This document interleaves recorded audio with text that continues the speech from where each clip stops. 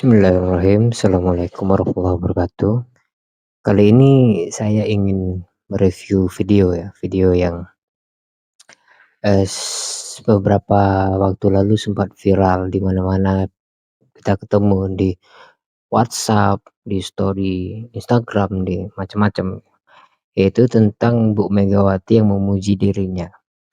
Kali ini saya ingin melihat eh, hal ini lebih serius lagi pada dua hal pada dua analisis ya. Pertama, analisis psikologi.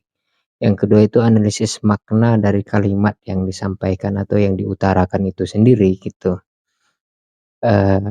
Lebih tepatnya bagaimana beliau berbicara tentang memuji-muji dirinya itu gitu. Nah, akan saya mulai dari tentang makna. Kenapa beliau memuji itu, bagaimana maknanya yang sebagai konsekuensi dari ungkapannya itu gitu ya. Kita lihat videonya. Terus mejeng-mejeng lu apa namanya? Apa ya? Selfie. Nah, iya toh. Kalau aku mau selfie, pasti pengikutku oke. Kenapa? Satu, perempuan. Dua, cantik. Baru dua aja udah ditepokin. Tiga, karismatik. Nah, empat, apa nih? Pintar. Aku tahu-tahu ketiban profesor aja dua. Apa nih? Doktor honoris causa 9. Masih nunggu nih 5 karena pandemi. Aku dewe sampai garuk-garuk kepala. Iki garuk-garuk apa toh yo? Terus ini salah. Nah, iki saya ingin bahas ya, ini sebelum bahas psikologi dulu ya, kita bahas dulu maknanya itu. Kalau saya mau selfie itu pengikut saya itu akan banyak. Itu karena saya perempuan gitu. Kedua itu karena saya cantik. Yang ketiga itu karena karismatik. Yang ketiga karena pintar gitu. Kita bahas satu-satu. Karena perempuan. Kalau kita melihat bahwa kalau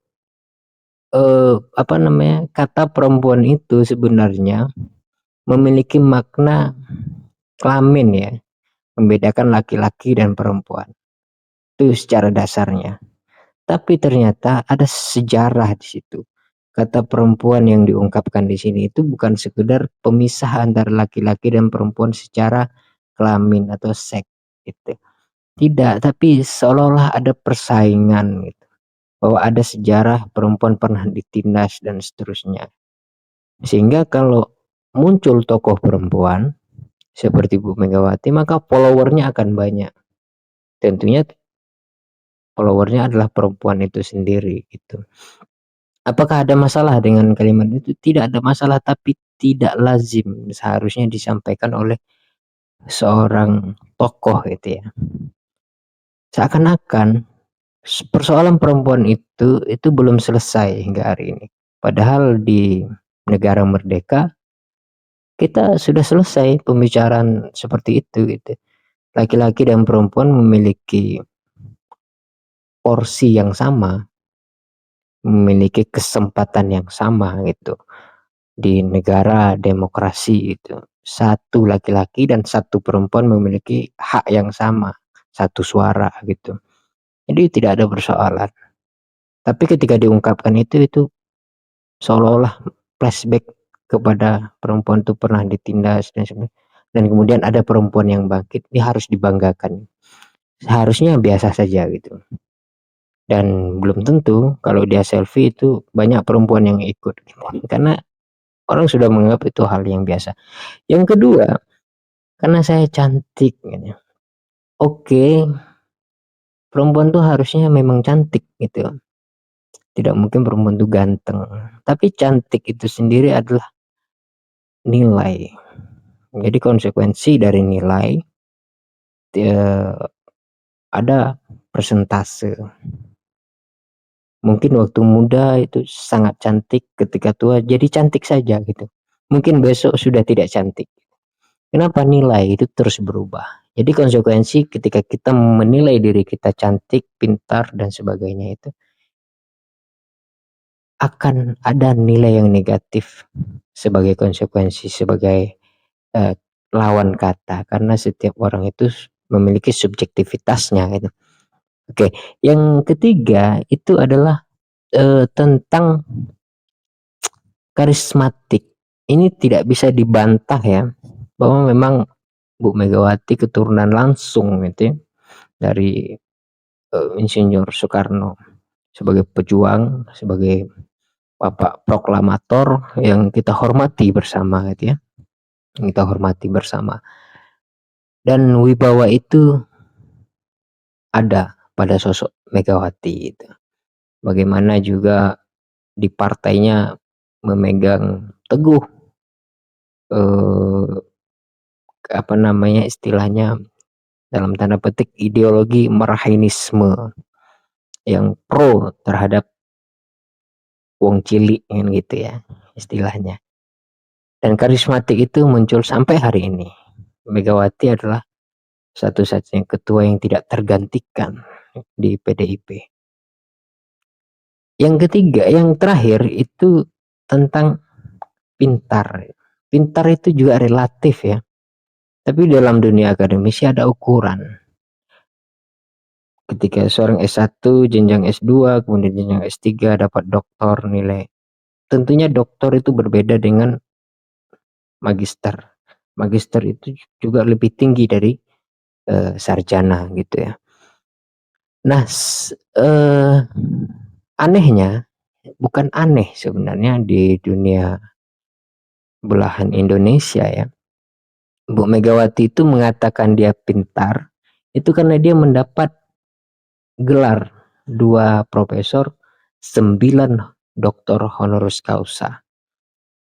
Sederet apa namanya, gelar itu menjadi sampah nilainya dalam tanda petik.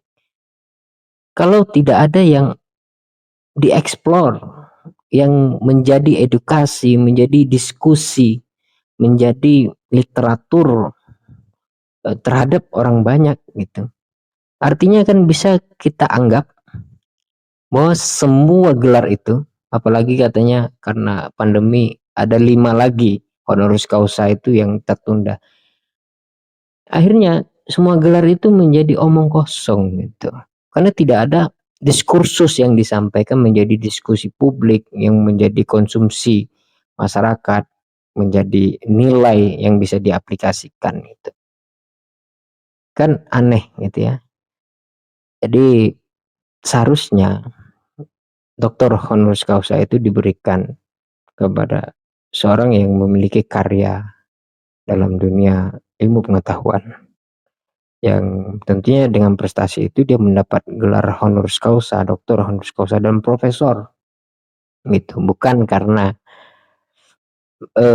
dia sebagai orang tua atau orang yang memiliki jasa-jasa yang di luar akademik. Itu saya rasa begitu perspektif saya terhadap pemaknaan.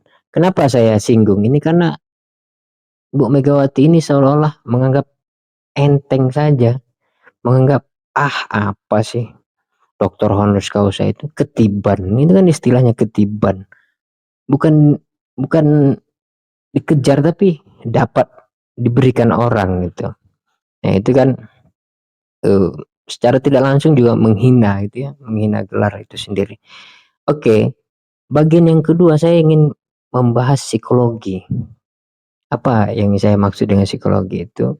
Kita lihat dulu bagaimana komentar Bapak, bukan komentar tapi kita mengambil ungkapan dari Bapak B.J. Habibie. Kita dengar ya. Maafkan bahasa Indonesia saya, makin tua makin kembali ke dasarnya.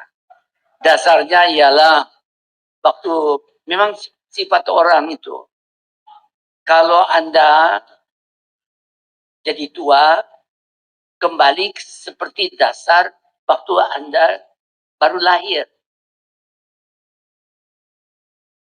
Jadi ompong, susah berdiri, jalan, semua serba sakit. Kalau nggak hati-hati, nggak harus berangkat juga. Kalau nggak dibantu. Tapi dari pemikiran Anda, otaknya, itu juga kembali. Kembali kepada sifat dan memori yang pertama Anda miliki, itu yang keluar. Nah, poinnya kita dapatkan bahwa orang itu semakin tua itu semakin kembali kepada masa kecilnya itu. Memori baik tubuhnya, sifatnya itu kembali seperti anak kecil, sifat fisiknya, sifat pikirannya kembali kepada memori awal gitu. Nah, apa kaitannya dengan Bu Megawati? Saya melihat bahwa Bu Megawati ini semakin hari, semakin lanjut usianya, semakin aneh kembali, semakin kembali kepada fitrahnya itu, yaitu sifat kekanak-kanakannya itu. Orang yang memiliki karismatik seperti itu tidak seharusnya mengatakan Bapak Presiden itu, Pak Jokowi itu tidak akan jadi presiden tanpa PDIP. Ini kan bukan tempatnya untuk disampaikan ke publik gitu kan. Tapi kalau kita persoalkan apakah Pak Jokowi tidak akan jadi presiden tanpa PDIP, saya rasa tidak juga. Kalau PDIP merasa pede dengan pilihannya, harusnya dia memiliki kader yang lebih baik. Sampai hari ini buktinya tidak ada, tidak ditunjukkan. Sayap-sayap patah juga sudah mulai hilang gitu kan. Nah oke, terlepas dari persoalan politik, tapi kita kembali lagi kepada Bu Megawati. Dulu pernah beliau mengatakan ketika di masa sulit minyak goreng itu, solusinya adalah merebus itu aneh lagi gitu kan. Ini banyak sekali bukti yang menunjukkan bahwa Bu Mega ini sudah mulai kekanak-kanakan. Jadi saya seru kepada pemirsa semua bahwa keanehan-keanehan itu akan terus muncul dari Bu Mega karena semakin hari semakin lanjut usianya gitu. Saya rasa itu ya yang dapat saya review dari kenapa kemudian beliau mengungkapkan kalimat tersebut, memuji-muji dirinya dan sebagainya. Itu saja yang dapat saya sampaikan. Wassalam.